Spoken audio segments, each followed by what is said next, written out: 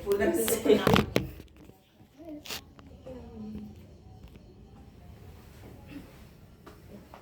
Mulai ya. Assalamualaikum warahmatullahi wabarakatuh. Waalaikumsalam warahmatullahi wabarakatuh. Selamat pagi adik-adik, terima kasih ya udah nyempatin waktunya buat jadi narasumber kita di penyuluhan tentang diet ekstrim dan dampak bagi kesehatan. Perkenalkan aku Kak Sabrina dari Ilmu Gizi semester 4. Kalau aku Kak Bulan dari Ilmu Gizi semester 4. Saya Imelda dari Ilmu Gizi juga semester 4. Dan saya juga Sabrina dari Ilmu Gizi semester 4. Nah, kalian tuh pasti tahu kan apa itu diet. Nah, diet sekarang kan banyak yang kayak diet ekstrim gitu kan. Nah, diet ekstrim itu sendiri adalah pola penurunan berat badan yang dilakukan secara berlebihan dalam waktu singkat. Biasanya dengan membatasi makanan secara ketat atau menggunakan metode yang tidak aman. Jadi itu tuh nggak baik buat kesehatan kita. Nah, di sini tujuan diet ekstrim itu biasanya kan dibuat untuk menurunkan berat badan dengan cepat. Biasanya tuh tren-tren di TikTok, Instagram ngikutin idol-idol Korea, Cina, terus mendapatkan bentuk tubuh ideal, mengikuti tren di media sosial. Nah, beberapa contohnya itu biasanya puasa berkepanjangan. Nah, misalkan tuh satu hari tuh nggak makan, jadi cuma minum air putih doang, itu tuh nggak baik buat tubuh. Terus ada diet sangat rendah kalori, terus hanya mengonsumsi satu jenis makanan. Misal satu hari tuh cuma makan kentang satu buah, terus nggak ada makan apa lagi. Terus tidak makan karbohidrat sama sekali, menggunakan obat pelangsing tanpa pengawasan. Nah, itu tuh biasanya ada yang pakai teh diet atau kapsul diet, soalnya biar cepet turun kan berat badannya. Terus ada yang pakai detox hanya dengan jus selama beberapa hari. Nah, mengapa diet ekstrim itu berbahaya?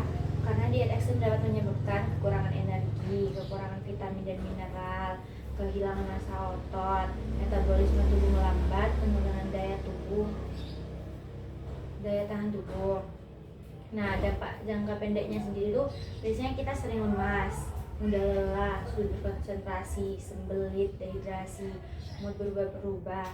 Kayak biasanya kita puasa pada bulan Ramadan itu kan biasanya kita nggak makan nih seharian. Nah, kita tuh kan moodnya langsung kayak naik turun kan, padahal kita bukan dalam masa menstruasi. Terus dampak jangka panjangnya sendiri yaitu malnutrisi, gangguan hormon, menstruasi tidak teratur, osteoporosis, gangguan makan, terus berat badan mudah naik kembali. Nah, siapa yang beresiko kalau misalkan melakukan diet ekstrim? Nah, kita sendiri yang, apalagi remaja sekarang kan banyak yang terpengaruh sama media sosial kan. Terus banyak mahasiswa yang kadang nggak sempat buat masak sarapan, terus makanannya cepat saji. Terus model atau influencer yang pengen punya badan ideal biar kelihatan bagus di kamera, atau atlet dengan target berat badan yang ditargetkan, sama orang yang kurang memahami gizi. Nah, gimana cara menurunkan berat badan yang sehat? Nah, itu kan biasanya ada yang cuma ngurangin porsinya tapi tetap makan sehat. Ada defisit kalori secara bertahap, konsumsi gizi seimbang, berbanyak sayur dan buah, minum air putih yang cukup, aktivitas minimal 150 menit per minggu, dan tidur yang cukup. Terus tips menghindari diet ekstrim itu jangan mudah percaya tren media sosial. Biasanya kan kita tuh lihat iklan-iklan, oh ini obatnya cepet nurunin, aku pengen cepet turun jadi aku harus beli. Terus ada konsultasi dengan ahli gizi. Kalau mau terpercaya, kalian datang ke puskesmas atau konsultasi secara individual ke tempat ahli gizinya. Biar kayak Terus tetapkan target yang direalistiskan. Nah, itu mending tanya ke ahli gizinya langsung. Terus fokus pada kesehatan, bukan hanya angka timbangan. Nah, jadi kalau misalkan kalian pengen badannya bagus tapi tetap sehat, nah bisa dengan cara makan dengan makanan seperti biasanya, cuman kita kurangin olahan-olahan minyak, lemak-lemak, gula. Terus terapkan pola hidup sehat secara konsisten, olahraga, Terus diet ekstrim dapat menurunkan berat badan dengan cepat, tetapi memiliki banyak risiko kesehatan. Nah, penurunan berat badan yang aman itu tuh sekitar 0,5 sampai 1 kg per minggu. Jadi biasanya kalau iklan-iklan ini dalam 1 minggu bisa nurunin 5 kg itu tuh jadi hoax, bahaya. Diet sehat harus memenuhi kebutuhan gizi disertai aktivitas fisik dan perubahan gaya hidup. Nah, itu tuh edukasi dari kami. Kalau misalkan ada teman-teman sekalian yang ingin bertanya, boleh sebut nama terus pertanyaannya. Ini ada yang mau tanya tak? Aku. Ya, namanya Mbak siapa nih? Kakak siapa? Halo Kak, perkenalkan nama saya Ani. Iya. Aku mau tanya nih Kak, Hmm. mengapa sih kalau diet ekstrim itu dapat menyebabkan berat badan naik kembali? Jadi izin jawab ya Kak Anggi. Karena itu saat diet ekstrim tubuh kita itu kekurangan energi sehingga metabolisme tubuh kita itu jadi melambat gitu loh.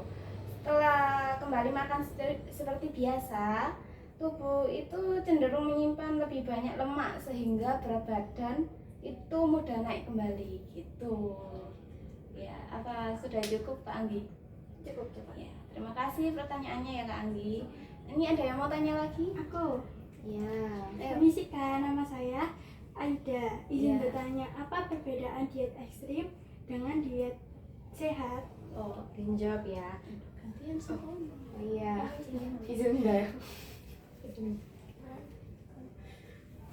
Izin menjawab ya. Untuk perbedaannya, diet ekstrim itu bertujuan menurunkan berat badan dengan cepat melalui pembatasan makanan yang berlebihan dan berisiko bagi kesehatan, kayak yang dijelaskan oleh kakak Sabrina tadi. Kalau sebaliknya, diet sehat itu dilakukan secara bertahap, memenuhi kebutuhan gizi dan diimbangi dengan aktivitas fisik sehingga hasilnya lebih aman dan berkelanjutan. Sudah cukup? Sudah. Terima kasih pertanyaannya. Iya. Ini saya mau nanya Kak. Iya. Boleh. Nama saya Nafa. Iya. Bagaimana cara menurunkan berat badan tanpa melakukan diet ekstrim? Baik, izin menjawab ya. Jadi caranya itu dengan menerapkan pola makan gizi seimbang seperti mengurangi lemak, kandungan gula, sama memperbanyak sayur dan buah. Juga rutin berolahraga juga. Itu yang penting ya. Jadi Kak kita bisa dapat makan semuanya tapi dalam jumlah porsi yang sesuai dan Ya. takarannya itu pas gitu, dan jangan lupa dibarengi dengan olahraga. Itu kunci utamanya. Kalau nggak olahraga ya nanti kita nggak dapat tubuh ideal yang kita inginkan gitu. Ya, sudah cukup? Cukup. Ya, terima kasih pertanyaannya. Untuk sesi tanya jawabnya aku tutup. Untuk edukasinya hari ini cukup sekian. Kurang lebihnya dari kami mohon maaf. Wassalamualaikum warahmatullahi wabarakatuh.